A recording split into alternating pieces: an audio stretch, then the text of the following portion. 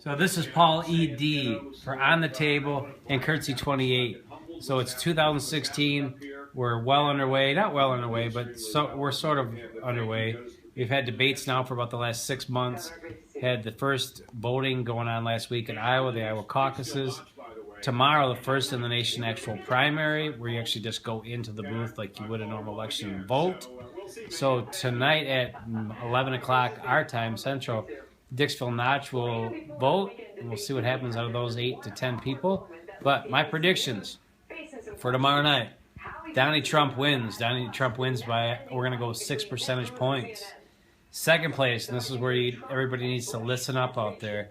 Second place, huge upset. And we're going to predict Jebby Bush, John Ellis Jeb Bush will come in second place, resurrecting his campaign. He spent $125 million. He hasn't gotten very far in the polls, but what do the polls know? Polls can be based on more than one variable, not just calling up anybody and having a random sample. Too many times it's people on landlines. A lot of times they don't include the right people for cell phones. Some people obviously don't tell you the truth. A lot of people are undecided. But in New Hampshire, just like Iowa, people decide at the last minute. So I think people will vote for Jeb. So I'm going to go out on a limb and say Jeb will finish second. Third place, I'm going to give to Kasich. All right, and then a close fourth will be Marco. Marco in a close fourth.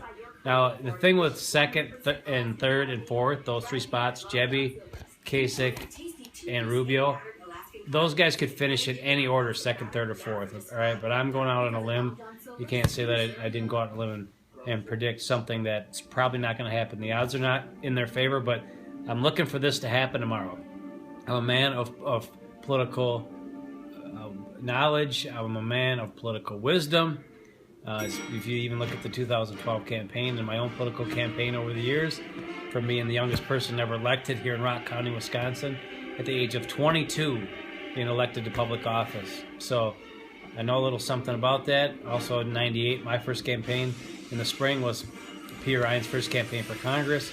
Helped start his campaign in '98, and look at where we've gone with that. So we're going to predict those 4 in that order. And I'm even going to say Christie will be a close, if we're letting lose the count here, close 6th maybe.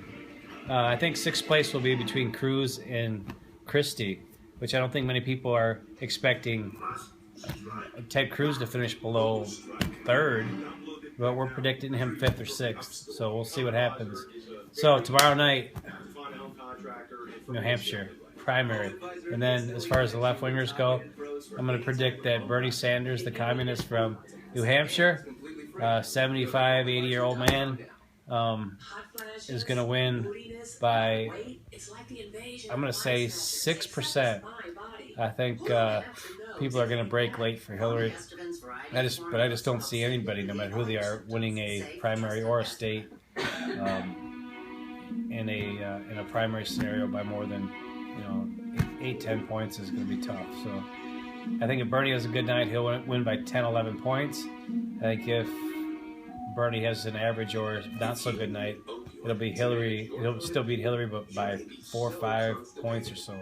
So look for that. But Bernie wins tomorrow for the left wingers. Until next time, follow Curtsy 28.